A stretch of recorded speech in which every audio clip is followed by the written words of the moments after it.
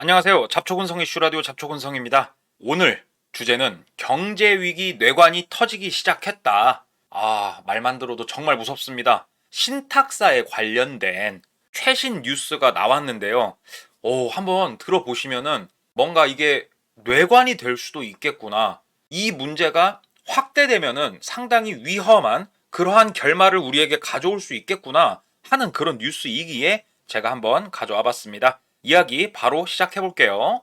외환위기 때보다 어렵다. 신탁사가 책준, 책임지고 준공해준다.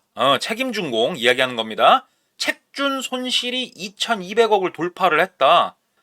이러다가 다 죽는다. 적자 늪에 빠진 부동산 신탁사들. 경제위기 뇌관이 됐다는데 이런 뉴스가 25일 막 쏟아져 나오기 시작을 했어요. 그러면 도대체 신탁사가 얼마나 상황이 안 좋길래 이러지? 하고 한번 자료들을 봤습니다.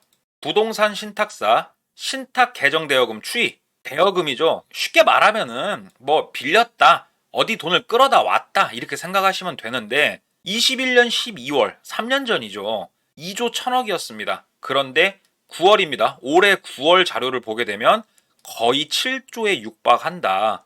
와, 3배 이상이 올랐죠. 우상향을 제대로 해버렸습니다. 어디선가 지금 돈을 막 끌어와서 막고 있는 그러한 현실이다. 더군다나 부채 비율은 2년 전하고 비교를 해봤을 때 35%에서 거의 70%로 2배가 뛰어버렸습니다. 부채 비율이 69%다.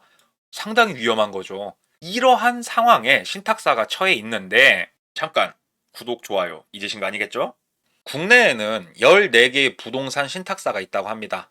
그런데 대부분 어떠한 건물을 올리고 할 때 책임준공 토지 신탁, 책준, 이거를 한단 말이에요. 이게 아주 큰 영향을 주고 있어요. 그러다 보니까 자금난에 시달리고 있고 대여금이 7조 원에 육박하고 있는데 우리 아파트만 생각하시면 안 되고요. 수익형 부동산이 한때 엄청나게 붐이 불었었어요. 물류센터, 지식산업센터, 오피스텔, 특히 뭐 지식산업센터 이런 거 뉴스나 방송 매체에서 다루는 거 많이 보셨죠? 지금 뭐 빈방만 가득하게 있고 들어간 사람들은 곡소리 내고 있고 또 아파트값 미쳐 돌아갈 때 오피스텔이 또 뜬다고 해가지고 오피스텔 미친 듯이 졌는데 오피스텔도 가격이 왜 이렇게 비싸? 이러한 사업들이 결국은 문제가 돼서 터져 나오고 있다. 그런데 아니 야, 뭐 신탁 회사가 어렵다는데 뭐 건설사도 아니고 이게 뭐 문제가 돼? 별거 아니잖아. 이렇게 생각할 수가 있어요. 그래서 왜 신탁 회사가 부동산에 있어서 뇌관이 될 수 있는지 설명을 드리자면 간략하게 말씀드려 볼게요. 건물을 지려면 시행사가 있죠. 시행사가 돈도 가져오고 뭐 건물 올리는 거 뭐 관리도 하고 사람들 분양하는 거 관리도 하고 여러모로 다 해요. 그런데 이 시행사가 혼자서 다 할 수 없으니까 신탁사라고 데리고 옵니다. 그러면 시공사도 선정했고 신탁사도 들어왔어요. 그러면은 사람들이 뭐 중도금이 됐건 잔금이 됐건 뭐 이런 거 다 신탁사에서 받게끔 다 한단 말이에요. 신탁사가 가운데서 이런 것만 하냐? 그게 아니에요. 가장 키포인트가 되는 건 뭐냐면요. 은행이 돈을 빌려줘야 되잖아요. 어찌됐건 은행 안 끼고 사업을 할 수는 없잖아요. 그러면 시공사가 건물을 짓다가 아유 야 만세 하고 들어 누우면 어떻게 할 거예요? 뭘 믿고 은행이 돈을 빌려주냐 이겁니다. 그럴 때 신탁사가 딱 나와서 얘기를 합니다. 이보시오 은행, 저기 시공사가 건물 다 못 지으면 나라도 책임을 질 테니 돈 좀 한번 빌려주시게 하고 이야기를 합니다. 그게 책임 준공입니다. 건물을 책임지고 준공까지는 내가 완료를 해주겠다. 은행에 연대 보증을 서주는 거예요. 그러면 은행 입장에서 가장 큰 리스크가 뭡니까? 돈을 빌려줬는데 건물도 다 안 올라가고 시공사는 나자빠져 있고 이러면은 건물이 안 올라갔으니까 나중에 담보 물건 자체가 없는 거잖아요. 땅 빼고는.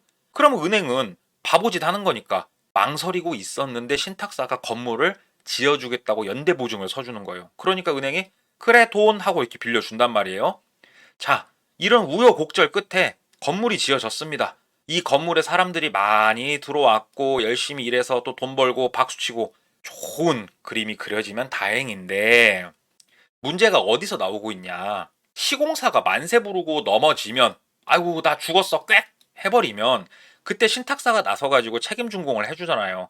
돈을 낸다는 소리입니다. 그런데 넘어지는 시공사가 한두 군데가 아니라면, 너무 많은 곳에서 이런 일이 벌어진다면 신탁사는 버려놓은 일들마다 돈이 계속 들어가게 된다. 결국은 못 버티고 넘어지게 되는데, 그 말인즉 뭐냐? 신탁사가 문제가 생겼다는 거는 이미 엄청나게 많은 시공사는 나자빠졌다, 죽었다, 폐업했다, 이렇게 이해를 하시면 돼요. 그렇기 때문에 신탁사에 대한 문제는 건설 경기 전반에 있어서 굉장히 상황이 안 좋다라는 걸 대변해 줄 수 있는 그런 사건이고요. 그러면 신탁사가 지금 넘어진 곳이 뭐 있어? 없잖아. 왜 설레발치고 그래?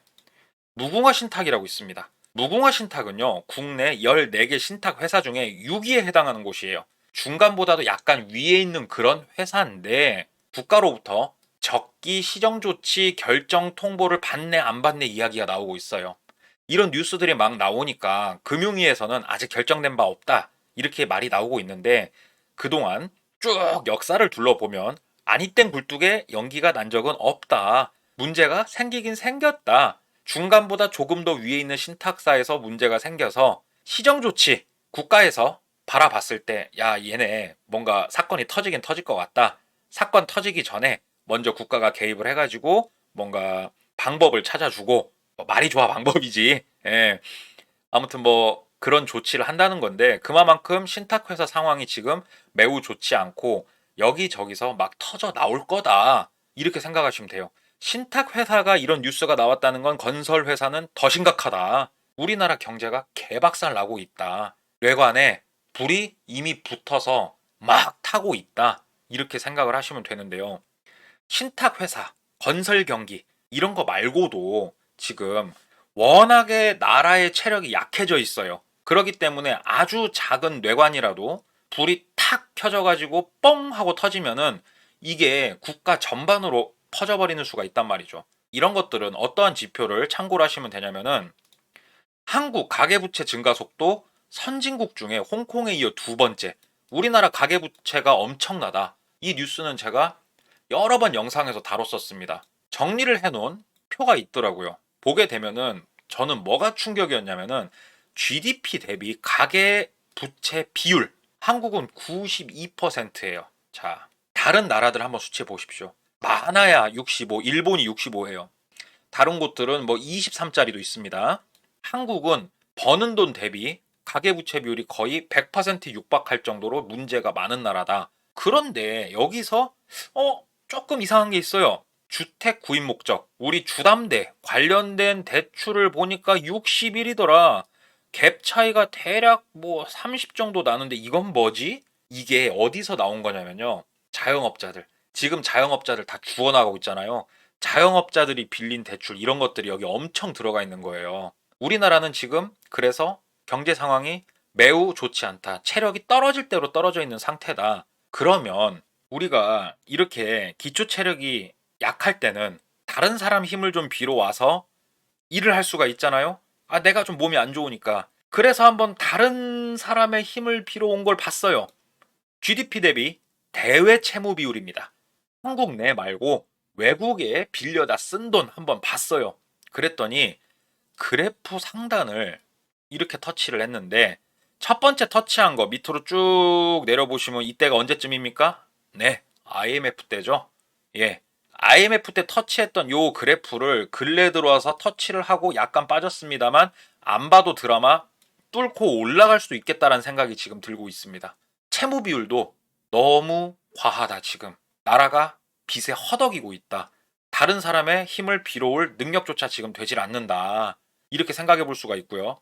정리를 한번 쭉 해보자면, 3년 전하고 비교해보면요, 외환보유고 달러 기준으로 보게 되면은 약 6,500억 감소를 했는데, 야, 6,500억 가지고 뭐 이렇게 설레발이야 얘기할 수도 있겠지만 꾸준히 우하향입니다.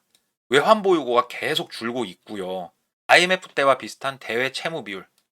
빌려온 돈도 진짜 엄청나다는 소리고요. 아까 제가 말씀드렸죠. 중소규모 건설사 줄도산 및 신탁사까지 위험을 하고 있어요, 지금. 건설 쪽에서 굉장히 큰 일들이 터져 나오는 거를 꾹꾹 누르고 있는 그런 형국이고, 주식시장 잘 아시죠? 다른 나라 박수 치면서 환호성 지르고 있을 때 코스피하고 코스닥은 역주행 중입니다. 바닥을 향해 내리꽂고 있고 자영업자 폐업률은 최대치고요. 돈이 돌지를 않아요. 이렇게 되면 사람들은 열심히 그래도 돈을 빌리고 있습니다. 가계부채는 최대이고요. 이 와중에 여러 뉴스를 보게 되면 온 국민의 관심사는 아파트입니다. 뭐 아파트라는 노래가 떠서 그런지 어쩐지는 모르겠습니다만은 아파트의 전 국민은 관심이 다 쏠려 있고 그 뒤편에 일어나고 있는 이러한 굉장히 위험한 경고 시그널은 지금 사람들이 잘 모르더라. 그래서 오늘은 신탁사에 관련된 뉴스가 있길래 이게 왜 위험한 뉴스고 우리나라 상황이 얼마만큼 안 좋은지 곁들여서 여러분들께 전달드렸습니다. 오늘 제 이야기 재밌게 들으셨다면 구독, 좋아요 한 번씩 부탁드리고요. 여러분 일상의 많은 이야기들 아래 보이는 메일 주소로 그 어떠한 이야기라도 좋으니까 제보 부탁드리겠습니다. 저는 잘 준비해서 다음 시간에 또 찾아뵙도록 하고요. 좋은 하루 되시기 바라겠습니다. 이상 잡초근성이었습니다. 감사합니다.